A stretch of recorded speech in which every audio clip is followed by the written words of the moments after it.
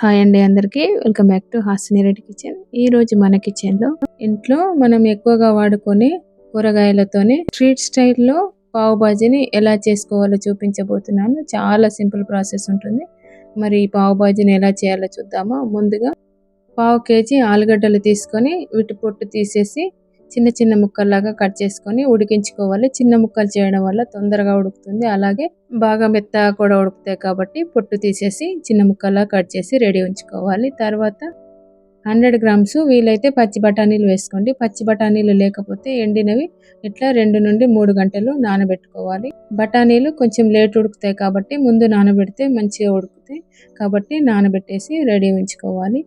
ఇప్పుడు ఇవన్నీ ఉడకబెట్టడానికి whistle cooker తీసుకొని ఆలుగడ్డ ముక్కలు అలాగే బఠానీలను కూడా వేసి ఒక గ్లాస్ వరకు నీళ్ళను కూడా పోసి మంచిగా మెత్తగా ఉడికేటట్టు ఉడికించుకోవాలి.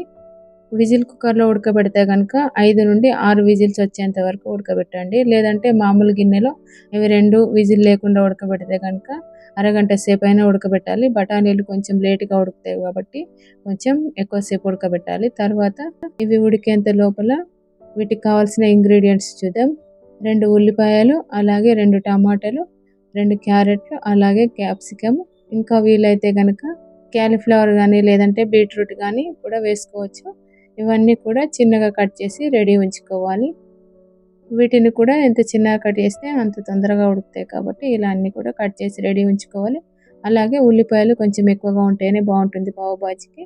ఇప్పుడు ఆలుగడ్డలు అలాగే బఠానీలు కూడా ఉడకబెట్టినాం కాబట్టి వీటిని మంచిగా స్మాషర్తో మెత్తగా చేయాలి. ఒకవేళ ఇలా స్మాషర్ కనుక లేకపోతే పప్పు రుద్దే దాంతో కూడా స్మాష్ చేయొచ్చు, లేదంటే లైట్గా మిక్సీ పట్టినా కూడా మెత్తగా అవుతుంది. ఒకవేళ మిక్సీ పడితే మాత్రం పూర్తిగా చల్లారిన తర్వాత మాత్రమే మిక్సీ పట్టాలి.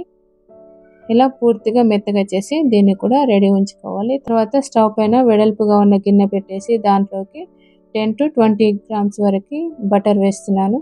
పావు బాజీకి మాత్రం నూనె కంటే బటర్ వేసుకుంటేనే బాగుంటుంది. ఈ బటర్ ఇలా కరిగిన తర్వాత పావు టీ స్పూన్ అల్లం వెల్లుల్లి పేస్ట్ వేసేసుకొని ఇది మంచిగా ఇలా వేయించుకోవాలి. తర్వాత ఉల్లిపాయ ముక్కలు వేసి వీటిని కూడా కొంచెం కలర్ చేంజ్ అయ్యే వరకు వేయించుకోవాలి. ఉల్లిపాయలు మంచిగా వేయించుకుంటేనే బాగుంటుంది, లేదంటే పచ్చివాసన వస్తుంది కాబట్టి కొంచెం కలర్ చేంజ్ అయ్యేంత వరకు వేయించుకోవాలి. ఉల్లిపాయలు ఈ కలర్ వచ్చేంత వరకు వేయించుకున్న తర్వాత ఇప్పుడు కట్ చేసిన కూరగాయ ముక్కలు కూడా వేసుకోవాలి.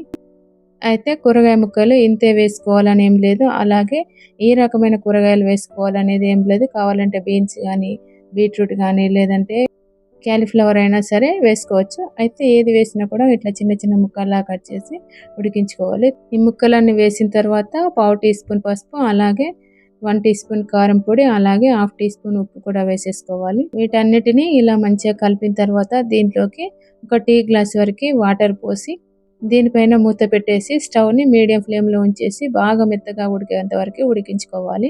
ఇలా మెత్తగా ఉడికిన తర్వాత ఇప్పుడు ముందుగా ప్రిపేర్ చేసిన ఆలుగడ్డను కూడా దీంట్లో వేసేయాలి. ఇప్పుడు స్టవ్ను ఆఫ్ చేసి ఇవన్నీ కూడా బాగా మెత్తగా అయ్యేటట్టు స్మాష్ చేయాలి. పావు బాజీకి ఇది ఎంత మెత్తగా చేస్తే అంత బాగుంటుంది కాబట్టి వీలైనంత మెత్తగా చేసి ఇప్పుడు దీంట్లోకి టీ గ్లాస్ వరకు వాటర్ పోసిన తర్వాత హాఫ్ టీ స్పూన్ జీలకర్ర పొడి, అలాగే హాఫ్ టీ స్పూన్ వేయించిన ధనియాల పొడి, అలాగే pav bhaji masala powder 1 teaspoon వేసుకోవాలి. ఈ పావు బాజీ మసాలా బయట సూపర్ మార్కెట్లో కానీ కిరాణా షాప్లో కానీ దొరుకుతుంది. అలాగే హాఫ్ టీ స్పూన్ వరకు కస్తూరి మెంతి కూడా వేయండి. దాంతోనే పావు బాజీ మంచి ఫ్లేవర్ ఉంటుంది. నాదైతే వీడియో స్కిప్ అయింది అది. తర్వాత పావు టీ స్పూన్ వరకు చక్కెర కూడా వేయండి. ఒకవేళ చక్కెర అంతా నచ్చకపోతే చక్కెరని స్కిప్ చేయొచ్చు. ఇవన్నీ వేసిన తర్వాత మంచిగా కలపాలి. ఇప్పుడు స్టవ్ ఆన్ చేసి ఒక 2 నిమిషాల వరకు ఇలా ఉడికించుకోవాలి. అలాగే ఒక నిమ్మకాయ రసాన్ని కూడా పిండాలి. తర్వాత కొత్తిమీరాకు అలాగే కొంచెం బటర్ కూడా వేసి ఈ బటర్ కరిగేంత వరకు కూడా ఉడికించుకోవాలి. చూడండి ఈ రకంగా ఉండేంత వరకు ఉడికించిన తర్వాత ఇప్పుడు స్టవ్ ఆఫ్ చేసేయాలి. తర్వాత పావు లేదా బన్నుని ఇట్లా కట్ చేసుకోవాలి.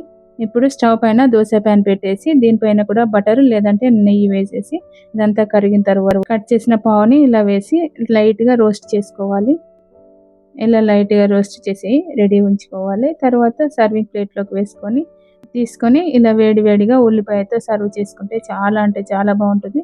పావు బాజీ మాత్రం ఎక్కువగా సాయంత్రం అయితే చాలా బాగుంటుంది, అలాగే వేడివేడిగా తింటేనే ఇంకా బాగుంటుంది. మరి పావు బాజీని సింపుల్గా చేయడం నచ్చితే కనుక మీరు కూడా ఇలా ప్రిపేర్ చేయండి, చాలా బాగుంటుంది. పిల్లలైతే చాలా ఇష్టపడి తింటారు. ఒకవేళ మీరు మీ ఇంట్లో చేస్తే మరి మీకు ఎలా వచ్చిందో మీ ఫీడ్బ్యాక్ని అయితే కామెంట్ బాక్స్లో కామెంట్ చేయండి. అలాగే వీడియో చూసిన తర్వాత వీడియోని లైక్ చేయడం, షేర్ చేయడం అయితే అస్సలు మర్చిపోకండి. మరిన్ని మంచి రెసిపీస్ కోసం హాసిని రెడ్డి కిచెన్ ఛానల్ని సబ్స్క్రైబ్ చేయండి. అలాగే పైన గంట సింబల్ని కూడా టచ్ చేయండి. ఫైనల్గా ఈ వీడియో చూసిన ప్రతి ఒక్కరికి కూడా చాలా చాలా థ్యాంక్ యూ.